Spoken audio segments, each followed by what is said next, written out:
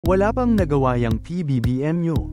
Ha ha ha ha. Ito ang comment ng isang abnormal na puro pagsusugal at pagtsitsismis ang inaatupag sa buhay kaya hindi alam o walang update sa tunay na mga balita. Ito, isampal ko sa inyo.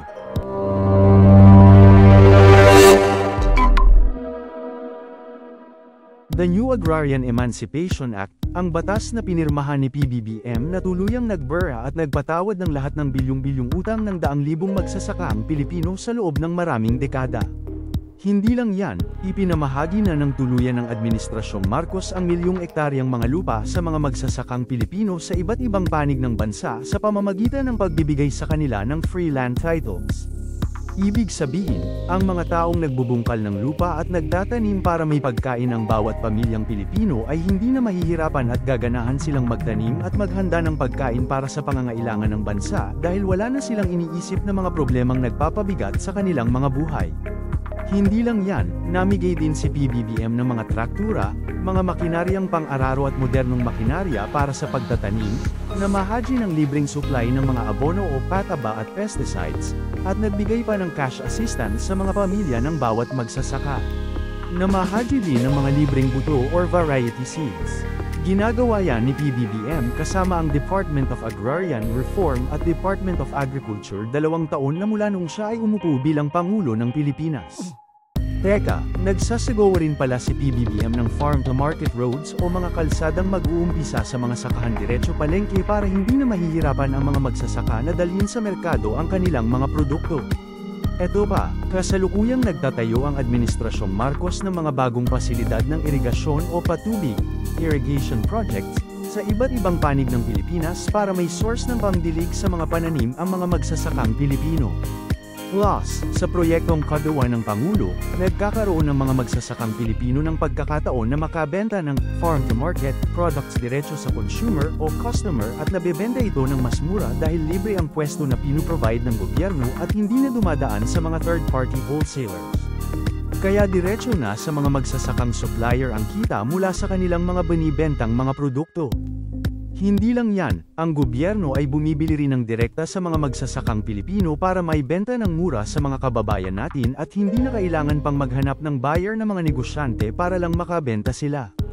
O kaya naman ay gobyerno ang nag-i-introduce o nagpo-promote sa mga bilyonaryong negosyante na sila na ang kumuha ng mga produktong ito sa pamamagitan ng kanyang public-private partnership endeavors para makinabang hindi lamang ang mga supplier at third-party reseller, kundi pati rin ang mga consumer.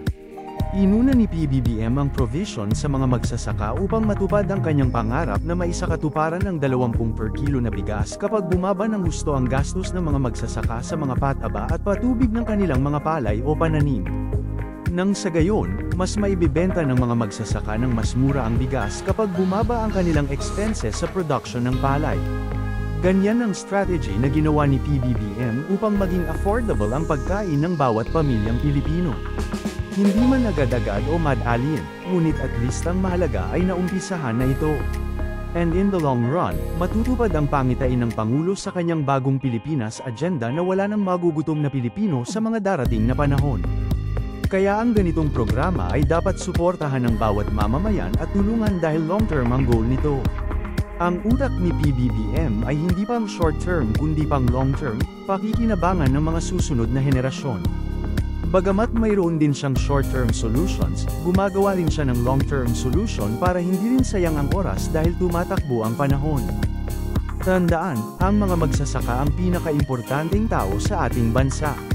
Kung sila ay tatamarin ng magtanim at magbungkal ng lupa, wala nang magiging production ng bigas at gulay sa merkado, at wala nang mabibaylang pagkain at wala nang makakaing maayos na may lalatag sa bawat hapag ng pamilyang Pilipino. Para kay Pangulong Bongbong Marcos, ang mga magsasaka ay tunay ba mga bayaning Pilipino? Katulad ng kanyang ama na si Fem, mahal ni PBBM ang mga magsasakang Pilipino. Kaya ang pagpirma niya ng New Agrarian Emancipation Act is isang patunay na nasa tamang direksyon ang bansang Pilipinas. Ang isang pinuno ng bansa na nagmamahal at nagmamalasakit sa mga magsasaka ay isang regalo mula sa Diyos, at tunay na Diyos ang nagluklok sa kanya. Dahil kahit sa sinaunang panahon, Sa Biblia ay mababasa natin ang mga kwento ng matinding tagutom na naranasan ng mga Israelita, ngunit iniluklok ng Diyos si Joseph na anak ni Jacob bilang Prime Minister ng Egypt upang isalba ang bayang Israel ng Diyos at hindi sila magutom sa panahon ng tagutom. Ganyan ang ginagawa ngayon ng Diyos sa bansang Pilipinas. Katulad ni Joseph, pilit ding ibinabagsak ng mga kalaban ang ating Pangulong Bongbong Marcos dahil alam ng dyablo na malaki ang magagawa ng Pangulo na accomplishment sa ating bansang Pilipinas, lalo na at naumpisahan na ang pamamahagi ng mga lupang sakahan sa mga taong nagbubungkal ng lupa para may handa ang pagkain ng bawat pamilyang Pilipino. Yan ba ang presidenteng walang nagagawa?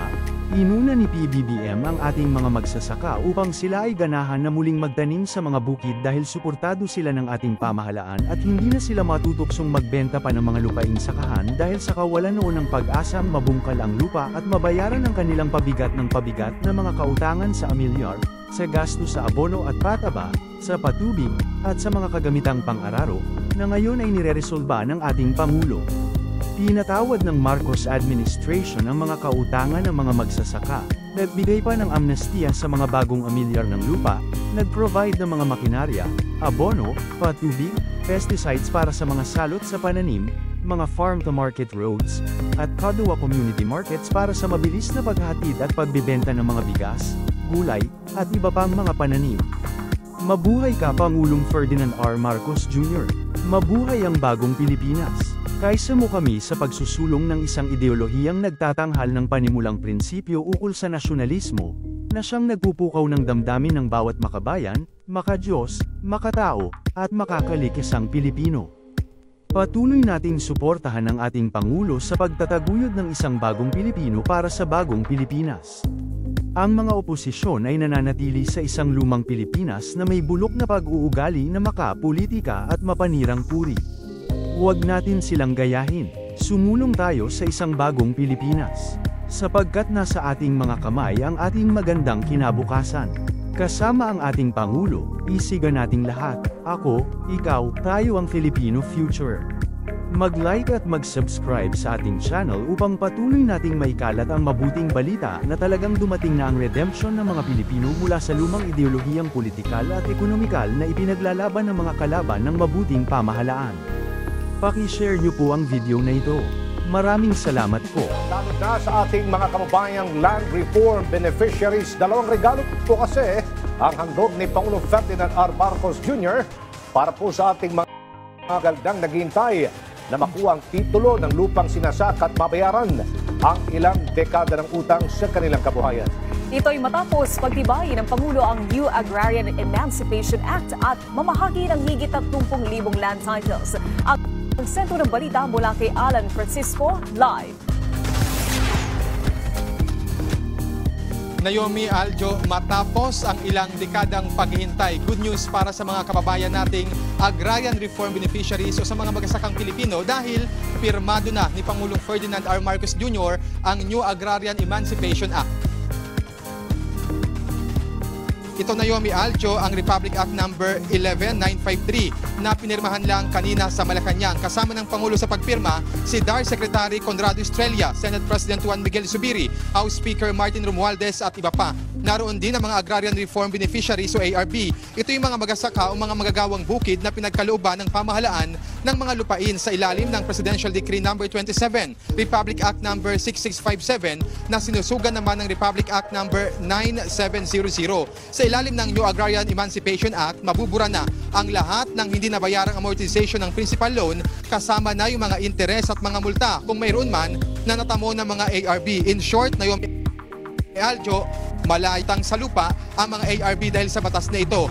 Batay kasi sa umiiral na batas sa reformang agraryo, kailangang magbayad ang mga ARB para sa lupang ibinigay sa kanila ng kada taong hulugan na may 6% interes sa pinakamatagal na panahon na 30 years. Akuin din ng gobyerno ang obligasyon ng higit 10,000 na ARB sa nagbubungkal ng higit 11,000 hektarya ng lupa sa pamamagitan niya ng pagbabayad ng natitirang balanse ng direktang compensation. Sa speech ni Pangulong Marcos, sinabi niya na una niyang hiniling sa Kongreso sa kanyang unang sona noong nakaraang taon ang pagpasa ng prioridad na batas na ito.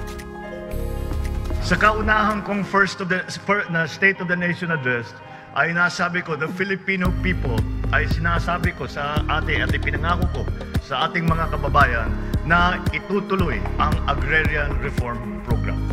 I am here today to build on that promise because our beneficiaries deserve nothing less.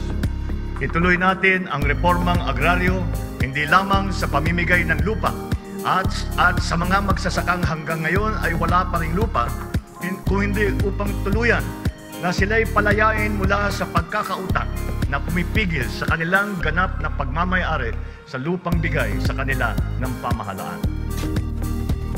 Nagpapasalamat si President Marcos sa Kongreso sa pagtugon sa panawagang social justice para sa ating magsasaka. Nabanggit din ng Pangulo ang ating niyang si Senadora Amy Marcos na ay original author ng batas na ito. Nagpasalamat din ng Pangulo kay Senator Cynthia Villar. Mismong si Pangulong Marcos ang personal na namahagi ng land title sa ilang benepisyaryo. Higit sa 600 na daang libong magsasaka ang kabuang bilang ng mga magkakinabang sa batas na ito. Inaasahang makakatulong ang batas na ito sa food security at sustainability ng bansa. It is time to give our farmers the recognition that they deserve as the providers of our nation's sustenance, the providers of life to all of Filipinos.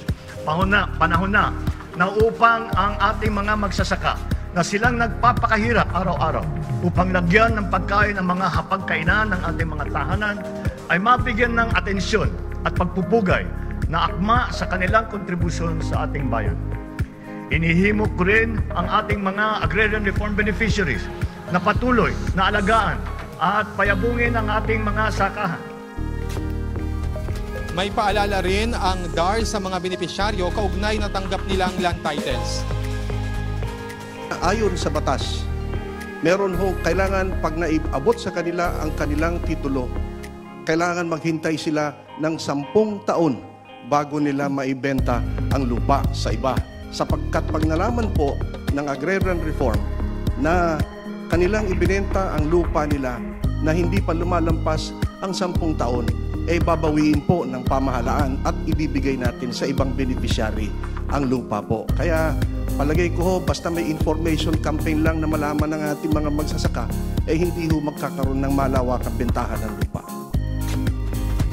Aljo Naomi, sa makatuwid, ang programang ito ay pagkapatuloy lamang ng naging programa noon ng dating Pangulong Ferdinand E. Marcos Sr., ama ng kasalukuyang Pangulo natin, at ng pinuno ng Ministry of Agriculture na siyang lolo naman ni Secretary Estrella. Aljo Naomi. Alright, Alan, ano ang sagot ng pamahalaan hinggil sa tanong kung magiging unfair o hindi patas sa iba pang mga magsasaka ang hakbang hinggil sa natitirang utang ng agrarian reform beneficiaries?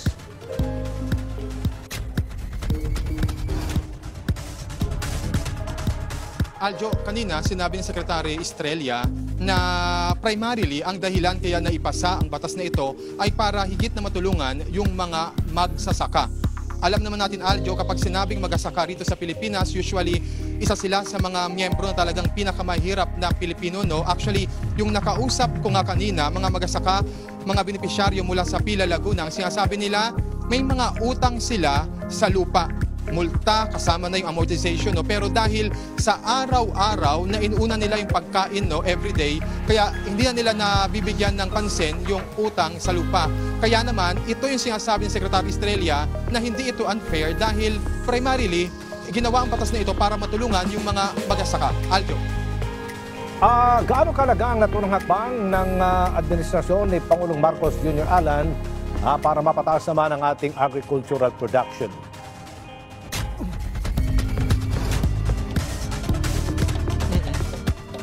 Aljo, yung mga nakausap ko kanina, no, ihalimbawa ko lamang, mga magsasakayan sa Region 3 at Region 4A. So, ang sinasabi ni Pangulong Marcos, makatutulong yung batas na ito para sa food security at sustainability ng bansa. Ibig sabihin niyan, mas makakapag-focus yung mga magsasaka sa pagtatanim sa kanilang mga lupain. Kumbaga, hindi nila iniisip yung pambayad sa monthly amortization o multa sa kanilang mga lupa dahil technically, libre na nga ito, ibinibigay na ng pamahalaan. So ang mga magsasaka natin talagang focus na lang sa pangalaga sa kanilang agricultural land. Aljo. Alan, may narinig din ako magandang balita. Hopefully bago ang SONA na Presidente, Pangulong Ferdinand R. Marcos Jr., itong pagpirma niya ng condonation ng real estate tax, lalo na sa interest, penalties and surcharges may narinig ka ba dyan? Magandang balita yan.